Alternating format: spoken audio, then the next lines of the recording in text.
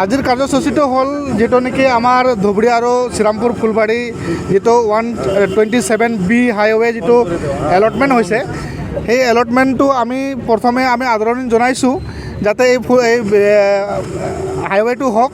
কিন্তু ঘটনাটো হ'ল কি, আগত 2017-18 ছাৰ্ভে অলৰেডি হৈছে, গভৰ্ণমেণ্ট ছাৰ্ভে কৰিছে আৰু ছাৰ্ভে কৰাটো ফাইনেল হৈছে। ফাইনেল হোৱাৰ পাছত আমি গম পাইছোঁ 1592 কোটি টকা গভ অফ ইণ্ডিয়াই দিছে, অলৰেডি ৰিলিজ কৰি দিছে। কিন্তু এতিয়া নতুনকৈ আৰু NSAৰ মানুহ আহি নতুনকৈ ছাৰ্ভে কৰি আছে আৰু তাতে আমাক বহুত ধমকি দি আছে, কৈ আছে সিহঁতে যিটো নেকি খাছলেণ্ড আছে, এইবিলাক খাছলেণ্ডত মানুহবিলাকে কম্পেনচেশ্যন নাপাব, উল্টা আমাক পইচা দিব লাগে। কিন্তু ঘটনাটো হ'ল কি, যিটো নেকি আগত হাইৱে হৈছিল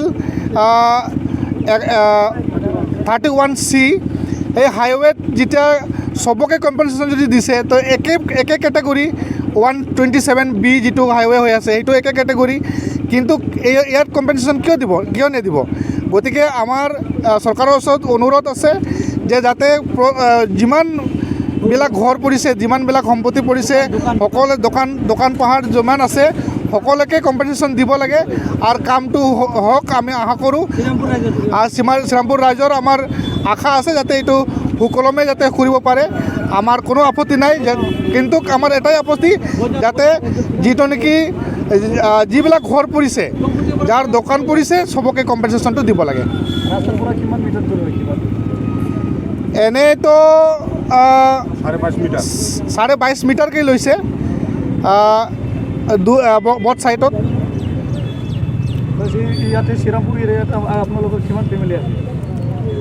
ইয়াত চবেই মিলিতো বহুত ফেমিলি হ'ব, নহ'লেও খালি শ্ৰীৰামপুৰ বজাৰ এলেকাৰ হিচাপত আমাৰ চৌপতি আৰু শ্ৰীৰামপুৰতে 3000, more than 3000 হ'ব। আপোনালোকে চৰকাৰলৈ কি মূল দাবী জনাব?